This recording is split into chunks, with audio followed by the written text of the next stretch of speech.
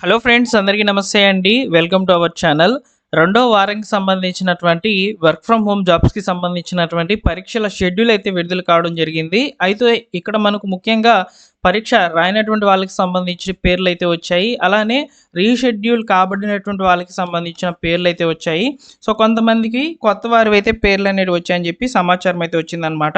So, యాక్చువల్‌గా నేను మార్నింగే చెప్పాననమాట మీకు.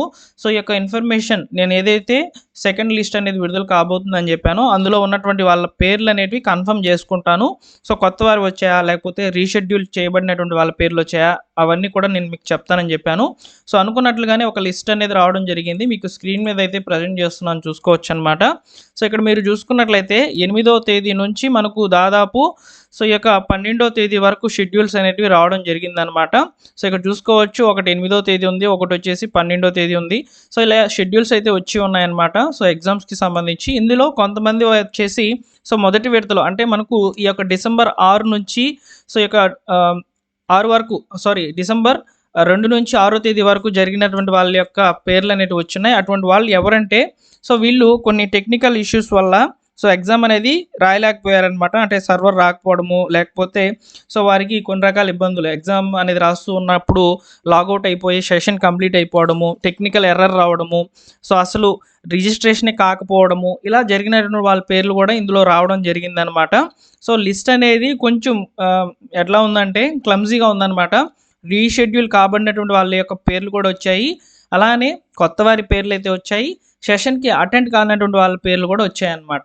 సో, ముందుగా ప్రిఫరెన్స్ అనేది ఫస్ట్ ఈ యొక్క ఫేజ్‌లో రిలీజ్ అయినప్పుడు అంటే డిసెంబర్ 2 నుంచి మనకు డిసెంబర్ 6 వరకు జరిగినటువంటి షెడ్యూల్స్‌లలో మిస్ అయినటువంటి వాళ్ళకి ఎక్కువ ప్రిఫరెన్స్ అయితే ఇచ్చున్నారు ఈ వీక్‌లో. కొత్త వారికి అరకొరగా ఛాన్సెస్ అనేటివి వచ్చున్నాయన్నమాట. అయితే ఇక్కడ రీషెడ్యూల్ కాబడినటువంటి వాళ్ళకి సంబంధించి సో, మనకు స్క్రీన్ మీదే అప్పట్లోనే అంటే సెషన్ కంప్లీట్ అయినప్పుడు రీషెడ్యూల్ చేస్తాం, మీకు మెయిల్ లేదా మెసేజ్ చేస్తామని చెప్పి రావడం జరిగిందనమాట. అలాంటి వాళ్ళకి కొంతమందికి మెసేజ్‌లు అనేటివి వచ్చాయని చెప్తున్నారు. కొంతమందికి సో, మెసేజ్ అనేది రాలేదని చెప్తున్నారనమాట. సో, అలాంటి వాళ్ళు ఏం చేయాలంటే డైరెక్ట్‌గా మీ యొక్క సచివాలయంకి అయితే వెళ్ళండి. సచివాలయంలో ఉన్నటువంటి డిజిటల్ అసిస్టెంట్ లేదా వెల్ఫేర్ అసిస్టెంట్ గారిని అయితే అడగండి. సో, ఇలా కౌశలం సెకండ్ వీక్ సంబంధించి మా పేరు ఏదైనా రీషెడ్యూల్ కాబడి వచ్చిందా లేదా ఒకసారి అడగండి. సో, అడిగి తెలుసుకోండి. మనకు ఈరోజే పేర్లు అనేటివి వచ్చి ఉన్నాయన్నమాట. మీరు రేపు వెళ్ళండి. సో, రేపు వచ్చేసి మీరు మీ పేరు అనేది రీషెడ్యూల్ కాబడి వచ్చిందా లేదో చూసుకోండి. మెసేజ్ ఆర్ మెయిల్ రానటువంటి వాళ్ళు ఫస్ట్ మనకు ఫేజ్‌లో జరిగినప్పుడు ఎవరైతే ఈ యొక్క సెషన్ అనేది కంప్లీట్ చేయలేకపోయినటువంటి వాళ్ళు అసెస్మెంట్ అనేది వాళ్ళకైతే సో, ఈ యొక్క అవకాశం అనేది వచ్చి ఉందని చెప్పి సమాచారము. అలానే కొత్తవారు కూడా వెళ్ళండి. సో, కొత్తవారు కూడా ఒకసారి కాల్ చేయడమో లేకపోతే మీకు దగ్గరలో గనక సచివాలయం ఉన్నట్లయితే అక్కడికి వెళ్లి తెలుసుకొని మీ పేరు వచ్చిందా లేదా అనేది ఒకసారి తెలుసుకోండనమాట. సో, ఇక్కడ మనకు డిసెంబర్ 20 లోపల సో, కొంతమందికైతే ముఖ్యంగా ఫస్ట్ ఫేజ్‌లో అంటే మనకు ఫస్ట్ వీక్‌లో జరిగినటువంటి వాళ్ళకి సంబంధించి ఈ యొక్క అసెస్మెంట్ కంప్లీట్ కానటువంటి వాళ్ళకి రీషెడ్యూల్స్ అనేటివి వస్తాయని చెప్పారు. మీకు ఒకవేళ ఈ వారం మిస్ అయినా గానీ నెక్స్ట్ వారంలో ఛాన్స్ ఉంది కాబట్టి నెక్స్ట్ వారంలో అయినా పేర్లు అనేటివి రావచ్చనమాట. సో, కాబట్టి ఫస్ట్ రాసిన వాళ్ళకి ఎక్కువ ప్రిఫరెన్స్ అయితే ఉందనమాట. సో, వాళ్ళు తప్పకుండా మీ యొక్క అసెస్మెంట్ అనేది కంప్లీట్ చేసుకోవాలి. ఇప్పుడు మిస్ అయినట్లయితే మీకు 90 రోజుల తర్వాత మళ్ళీ రీషెడ్యూల్ కాబడేటువంటి షెడ్యూల్ అనేది వస్తుందనమాట. మనకు 3 నెలల వరకు ఈ యొక్క అసెస్మెంట్లు జరుగుతూ ఉంటాయండి. సో, ఎవరు కూడా పేరు రాలేదు అని భయపడవద్దు.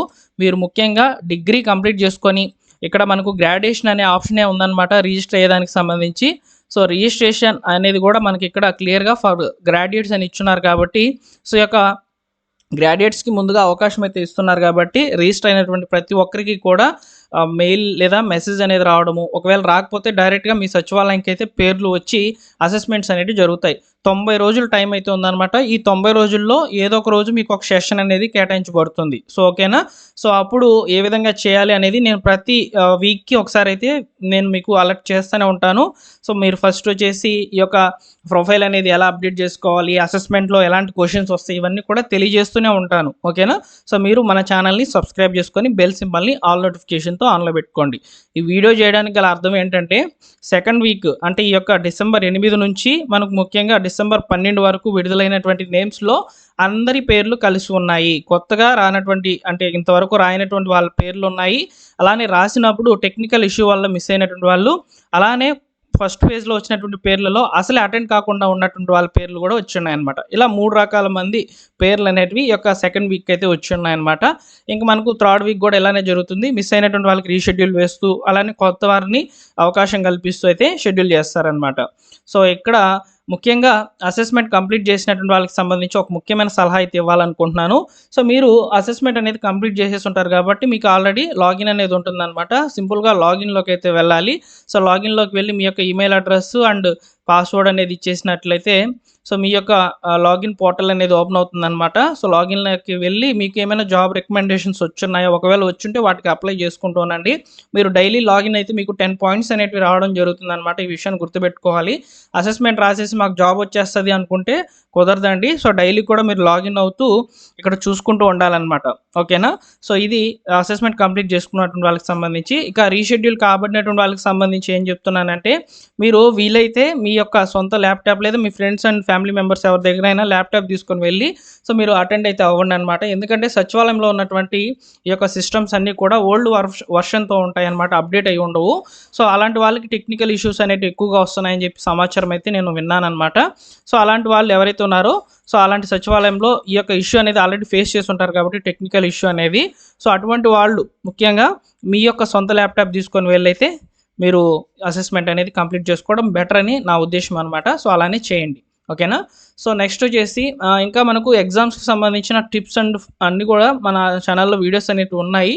సో నేను వాటిని 1 బై 1గా వరుసగా అయితే ఇస్తాను. ఒకసారి మీరు విజిట్ చేయండి అనమాట. మీకు వివరంగా అయితే ఉంటాయన్నమాట.